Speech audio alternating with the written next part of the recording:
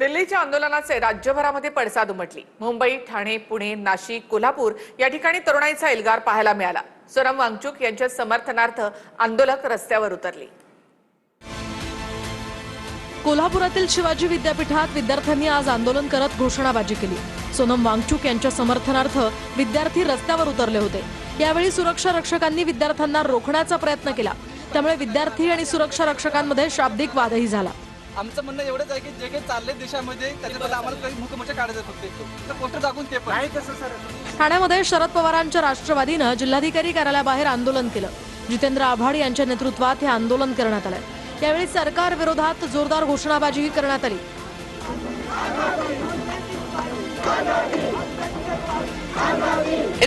और आज जो सोनम वांगचुक के साथ हो रहा है, इतना खराब तरीके से रिटेलिएट कर रहे और सप्रेस करने की कोशिश कर रहे, इतना खराब ब्रिटिश गवर्नमेंट भी नहीं थी। जंतर मंतरवरील आंदोलनाला भिवंडीमधील तरुणांनीही पाठिंबा दिला। भिवंडीमधील छत्रपती शिवाजी महाराज चौकात मोठ्या संख्येने तरुण तरुणी एकत्र आले। त्यांनी सोनम वांगचुक यांच्या समर्थनार्थ जोरदार घोषणाबाजी केली।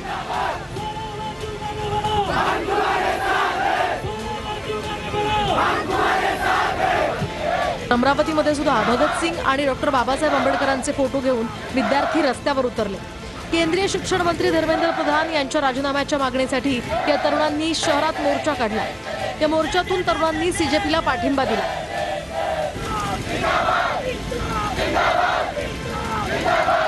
नागपुरातही सोनम वांगचुक यांच्या समर्थनार्थ शांतता मोर्चाचं आयोजन करण्यात आलं होतं।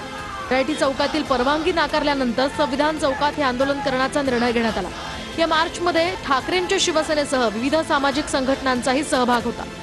आंदोलनाच्या पार्श्वभूमीवर संविधान चौकात मोठा पोलीस बंदोबस्त तैनात करण्यात आला होता।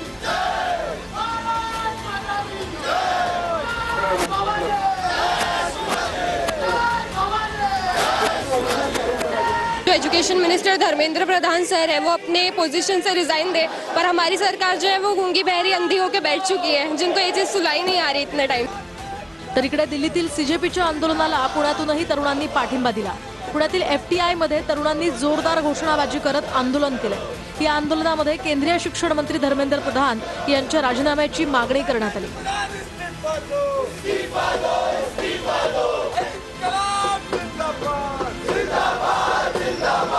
सरकार एकदम अनसुना किए जा रही है उस चीज को। सरकार एकदम बहरी बैठी हुई है, सरकार को कुछ सुनाई नहीं दे रहा है। सरकार इतनी निरंकुश है कि आज सोनम वांगचुक जी पिछले 20 दिन से जंतर मंतर पे बैठे हुए थे और सरकार उनको उनसे बात करने के बजाय एक डायलॉग करने के बजाय उनको जबरन जाके उनका पास तोड़वाने की कोशिश कर रही है।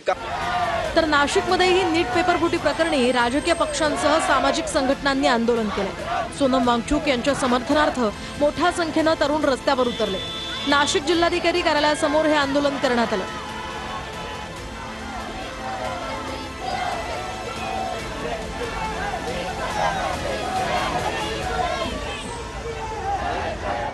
दिल्लीमधील आंदोलकांवर अश्रुधूर डागतानाचा एक व्हिडिओ देखील आता समोर आलाय। पोलिसांनी केलेली ही कारवाई अत्यंत भयावह आणि क्रूर असल्याची प्रतिक्रिया सीजेपीने दिली आहे।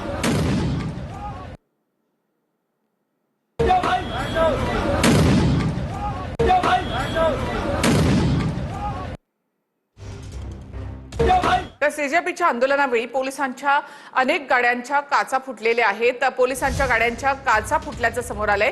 आंदोलनस्थळी असलेल्या पोलिसांच्या गाड्यांच्या काचा या दगडफेकीमुळे फुटल्याची माहिती आहे। तर सीजेपीच्या आंदोलनाच्या वेळेला पोलिसांच्या अनेक गाड्यांच्या काचा देखील फुटल्या।